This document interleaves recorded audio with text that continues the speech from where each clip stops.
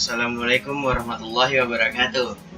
Ya, sekarang kita masuk lagi ke materi baru, bukan lagi di dalam materi. Nah, sekarang kita masuk ke dalam bukan juga materi HDLC ataupun BPP. Sekarang masuk materi baru lagi, yaitu high availability. Nah, kalau ada yang bertanya apakah itu high availability, yang biasa disingkat HA. Nah, yaitu merupakan cara yang digunakan untuk memberikan sebuah jalur ketersediaan jalur pada sebuah jaringan agar sebuah jalur itu tetap mengirimkan paket secara normal. Bisa dibilang ya, dia akan membuat gimana modelnya, kayak jaringan akan membuat banyak jalur agar salah satu dari jalur itu bisa mengirimkan paket secara lancar, seperti itu. Jadi bisa dibilang dia akan membuat banyak jalur agar jalur itu tidak mati. Walaupun salah satu yang mati, masih ada jalur yang lain. Jadi bisa dibilang itu jalur cadangan yang biasa disebut failover. Nah, di HA ini ada 3 metode, yaitu HSRP, VRRP, GLPP. Itu yang saya tahu. Mungkin ada lagi lebih dari itu. Dan juga yang saya pelajari hanya itu. Nah, di lab 50 ini saya hanya belajar tentang HSRP, yang merupakan singkatan Fast Standby Router Protocol. Nah, HSRP ini saya bilang tadi metode failover, yang berarti memberikan jalur cadangan jika seandainya jalur itu mati, jika jalur utama mati akan berpindah kepada jalur cadangan. Nah, HSRP ini dia itu berciri-ciri Cisco proprietary, artinya hanya produk Cisco yang bisa memakai metode HSRP ini, menggunakan metode failover tadi yang saya bilang, menggunakan IP virtual gateway. Nah, biasanya kan kalau orang gateway itu kan yang belakangnya 111, yang misalnya networknya itu 10.10.10.1.0, masih orang makanya 10.10.10.1 buat jalurnya. Nah, di sini IP virtual gateway itu maksudnya IP yang tidak terdaftar di dalam jalur, dan dia mengirimkan hello message secara multicast dengan addressnya itu 224.0.0.2. Dia juga ada protokolnya, yaitu protokol UDP dengan port 1985. Ingat, itu bukan zaman Soeharto, itu port. Nah, karena ini udah lumayan berat dan juga waktu itu saya coba dipakai tracer nggak bisa, makanya saya bilang itu disarankan memakai GNS3. GNS3 itu yang gambarnya kayak bunglon ini, bisa Anda download di gns3.com, tapi sebelum Anda mendownloadnya Anda harus login dulu atau membuat akun GNS3 forum. Nah, jika sudah, dia akan bertambah seperti ini. Karena saya memakai versi yang paling baru, dia akan ditanya apakah Anda ingin membuat project baru, dan itu harus dibuat pakai aja untitled kalau Anda tidak ingin menamakannya. Tapi jika Anda ingin menamakannya, Anda bisa menamakannya dengan bebas. Nah, jika waktu itu masih baru install, dia tidak ada router ini. Nah, router ini Anda bisa dapatkan sebelum di internet pinnya. Nah, habis itu Anda bisa masukkan di sini nih, di edit preference. Nah, habis itu ada di sini nih, pilih, yaitu dynamics use router, klik new. Misalnya kalau udah ada di existing, kalau enggak di image bisa di browse, terus next, bla bla bla bla, kayak gitu. Bisa Anda praktekkan sendiri sih di rumah. Nah, di lab kali ini saya itu memakai 5 router, 1 switch dengan 2 PC. Nah, di sini tinggal diklik kiri, terus di shift, di drag. Itu kalau ini tuh, aduh salah.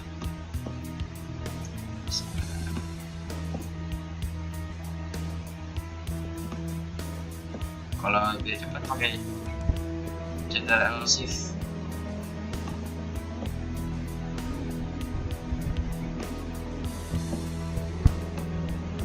Tuh kayak gini. Misalnya pilih 5, dia akan berderet seperti itu.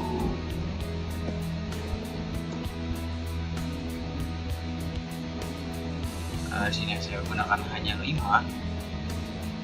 Jadi beberapa router yang tadi sebagai contoh itu saya harus hapus lagi.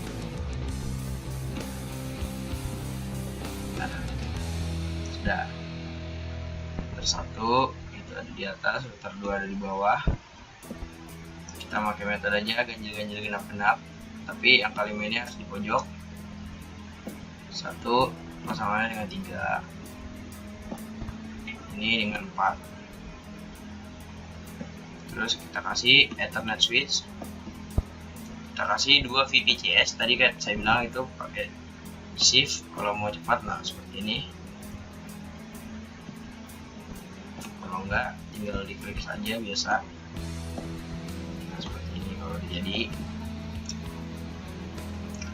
Nah di sini kabelnya itu tidak memikirkan mau pakai kabel apa, yang penting itu kabelnya terhubung.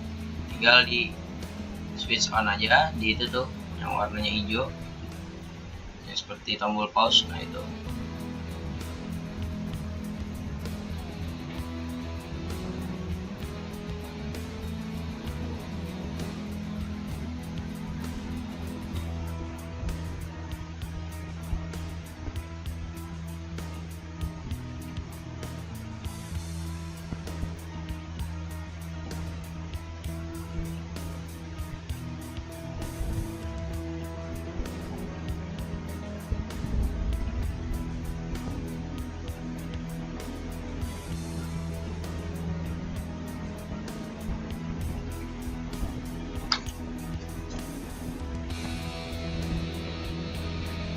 ini kalau sudah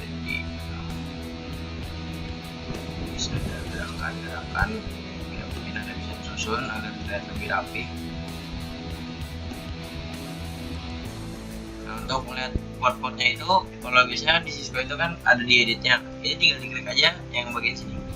Nah jangan terlihat F001, F00. Nah sekarang kita bikin bersih jalur. Nah sini saya pakai 2 jalur kembar nih, yang ini 2 jalur kembar dengan 1 network. Jadi kita kasihnya 92.168 kayaknya 1.2.16.2.0/24. Kita ganti dari ribet, bisa diduplikat, habis itu central V. Jadi tidak akan bisa berfungsi, harus diduplikat, dan duplikatnya harus banyak.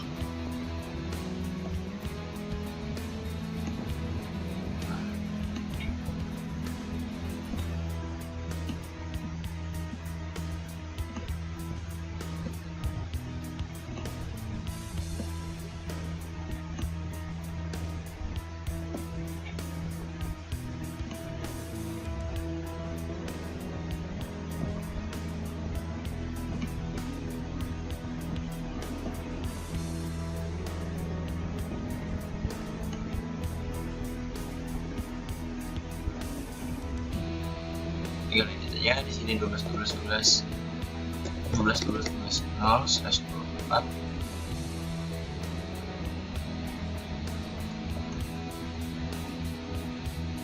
Ini 24 proses 4 aja nih, 23 aja, 0/24.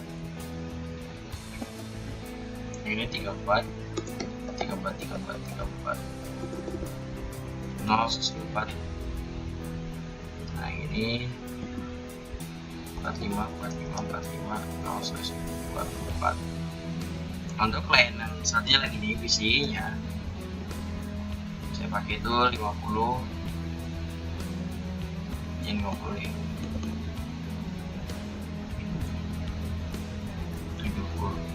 77 0/24.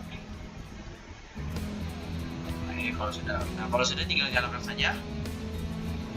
Nah karena ini memakai SD dan juga RAM itu real dengan RAM yang tadi sebelum dibuat, maka dia akan membutuhkan RAM yang lumayan besar jumlahnya.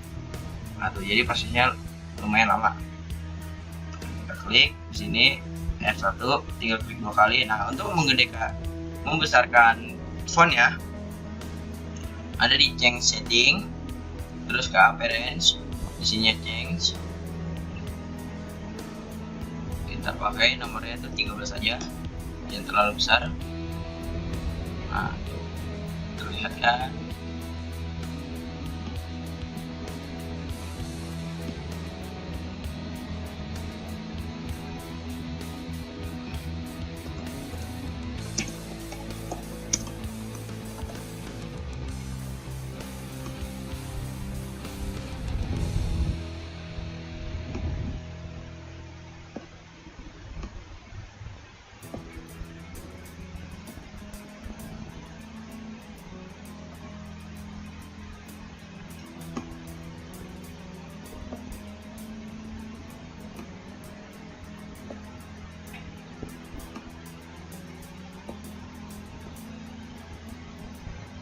Nah, terus kalau dari config, nah kita beri IP dan juga dikasih EIGRP untuk routingnya secara dinamik. INTF 0/0, tapi addressnya itu 172.168.25.255.0/24. Salah. Bisa. Terus langsung lagi INTF 0/1, ya, terusnya itu 12.12.12.1 25 255 0, terus di shutdown.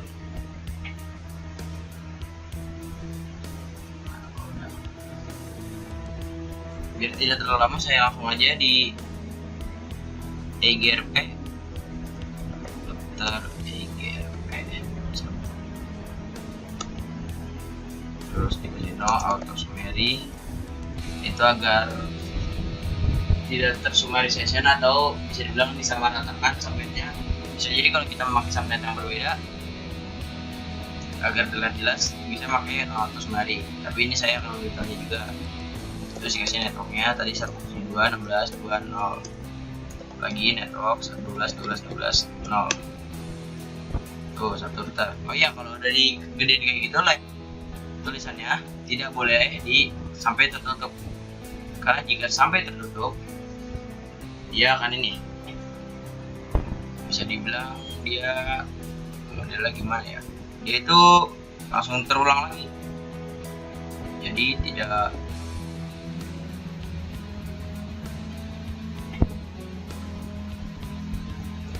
apa ya namanya, tidak tersimpan gitu dengan aman. Seperti itulah modelnya. Saya benarkan dulu tempatnya agar tidak terlalu ribet, agar semuanya serba kelihatan. Terus kita mulai juga ke router 2.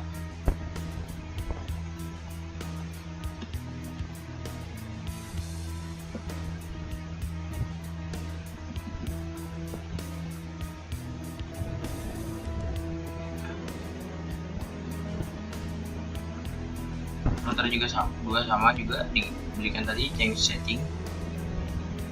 Jadi disarankan jangan sampai tertutup. Saya kasih nomor 13 tadi, jangan sampai tertutup.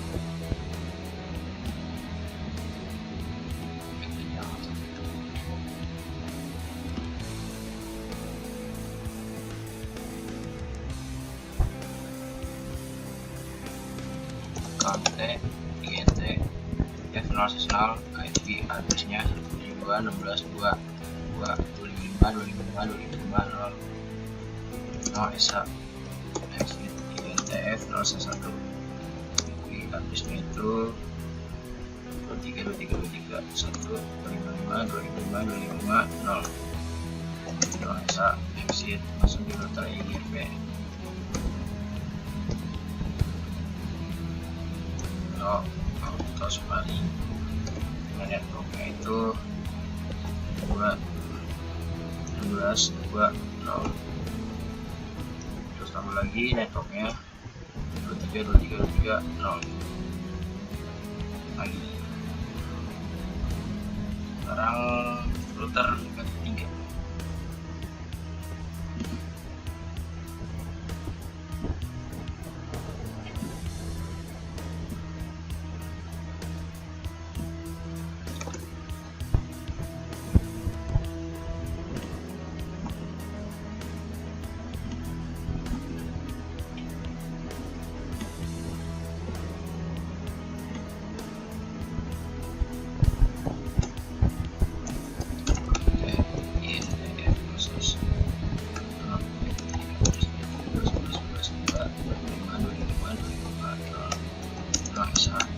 Exit INTF 01 IP address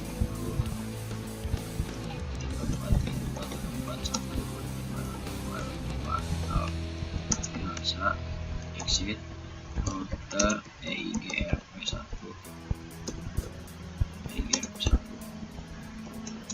personally networknya dulu 12 tambah lagi networknya 34 0 tutup lagi. Sekarang router 4.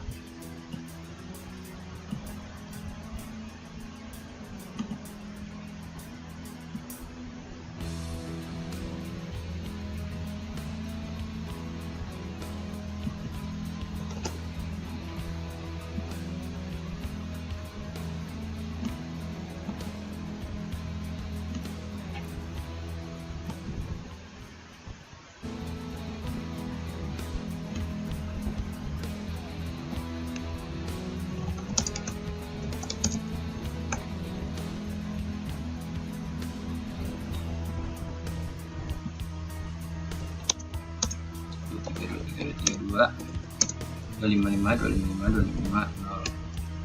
Dino Esa exit INTF 01 di addressnya itu 455 0 Dino shutdown exit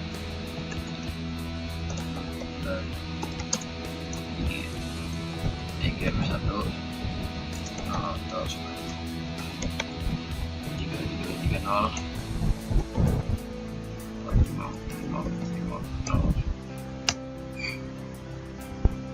sekarang router yang nomor 5.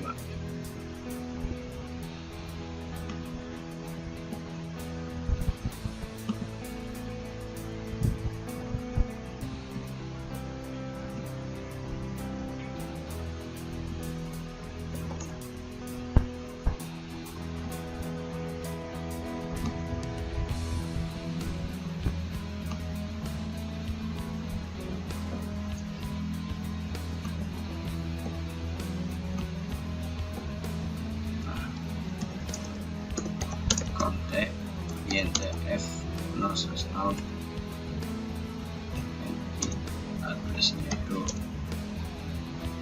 ini kan udah kelihatan nih IP-nya yang 0 ke 4545 0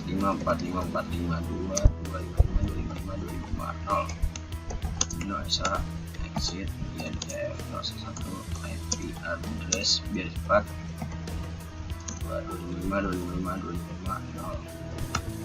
Dino Esa exit INTF / 0 IP address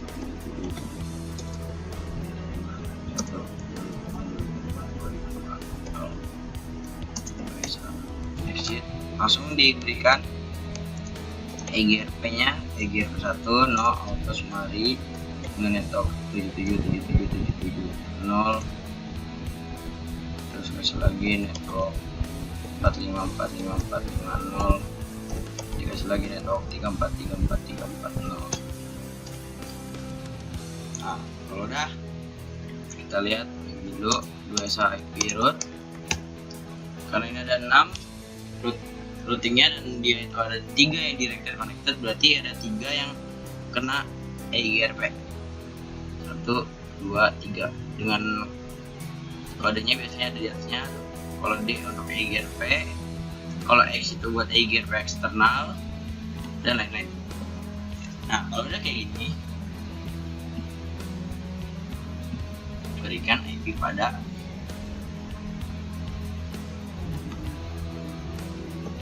ininya, isinya juga. Kalau mau digedein juga layarnya bisa di change 12.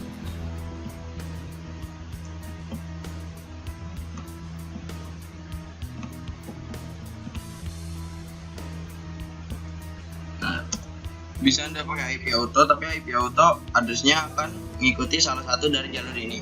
Jadi kita pakai aja 172.16.2.3 karena ini belum pakai. Bisa dipakai slash, bisa dipakai juga netmax langsung. Dengan gateway-nya itu pakai gateway virtual 2.12. Dia akan cari mencek apakah ada alamat address dari sebuah IP yang kembar sama dia. Kalau misalnya ada yang kembar, dia tidak akan menanggapinya. Posisi 2. Sekarang posisi target.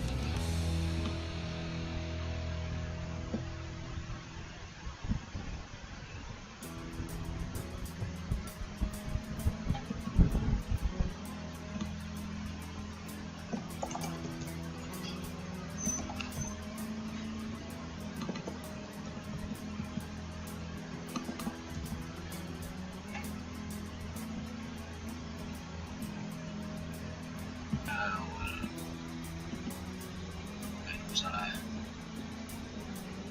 Tadi sebelumnya saya gantikan display dulu. Nah, di sini juga kalau mau dibesarkan, tapi di sini nggak usah dibesarkan saja. Kita langsung saja lewatkan. Kita bikin IP 77.77.77.2/24. Nah, di sini gateway-nya itu mengikuti dari jalur. Nah, ini satu. Dia akan mengecek. Dan tadi ping. Nah, coba kita ping ke tadi 172.16.2.3. Pasti dia akan reachable, malah bisa dibilang hemat karena dia belum terkoneksi atau terhubung langsung dengan PC yang tadi. Maka dari itu kita pakai yang namanya HSRP. Nah, disitu hanya dibutuhkan router 1 sama router 2. Di exit, terus ke INTF 010. Kenapa dia ke INTF 010? Karena di interface itu yang ada IP yang satu network dengan klien tadi. Dan di situ kita bikin dengan fitur standby 1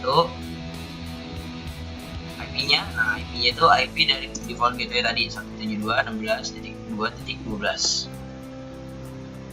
Sama di router 2 juga. Ingat, di situ hanya router 1 sama router 2 karena yang mempunyai pembelahan yang satu network itu ada di router 1 dan router 2. Nah, di exit.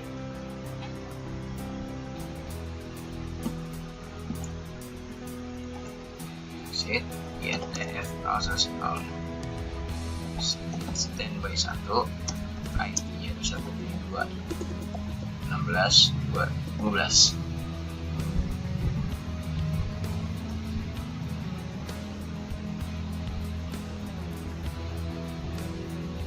Nah, kalau sudah dia akan ada bacaan nih.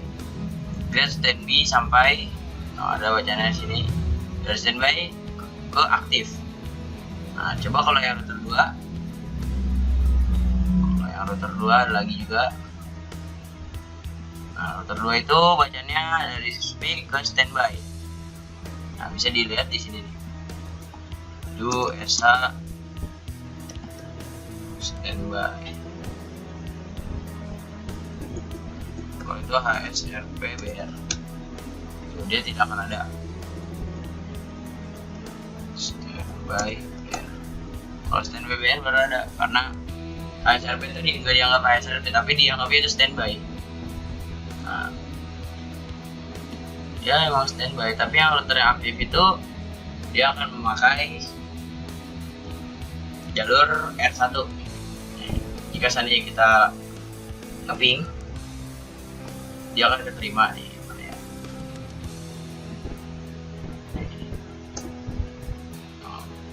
Dia akan keterima. Kalau kita tracer 172.16.23, dia akan mendapati jalur atas. Jadi dia 77, 34, 34, 12, 12, 1, 172, 16, 23. Itu kalau dari tujuan ke asal. Coba kalau dari asal ke tujuan, yaitu berarti PC2 ke PC1. Coba kita tracer 77, 77, 77, 2. Dia dari 21 ke 12.2, di 12.2, terus ke 334, dan 3434, habis itu baru ke 77.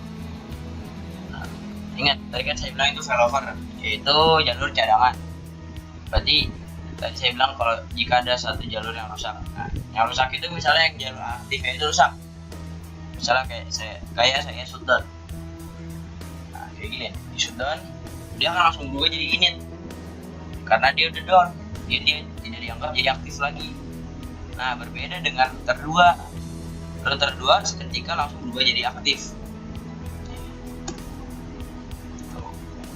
Aktif, standby-nya tidak diketahui karena kita shutdown-nya. Coba kalau di shutdown,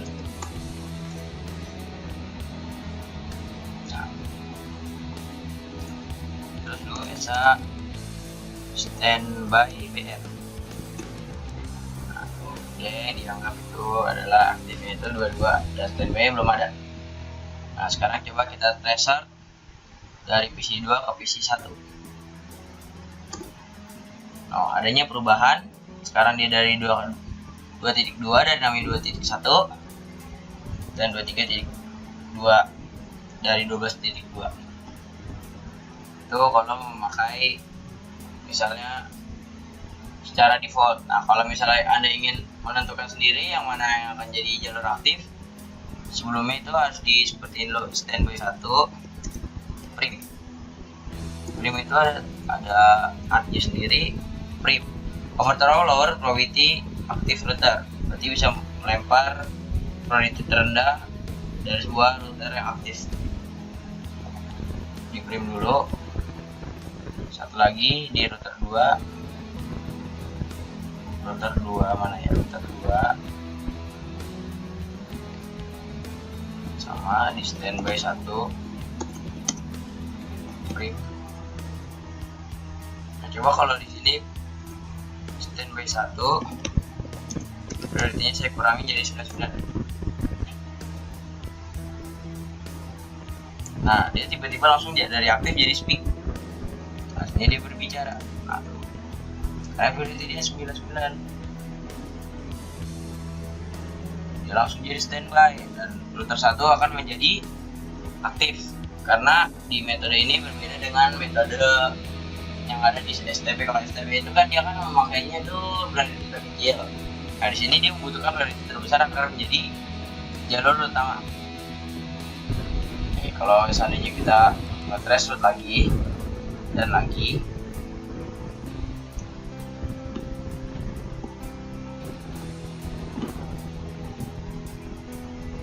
nah dia berubah lagi jadi 2.1 seperti itu.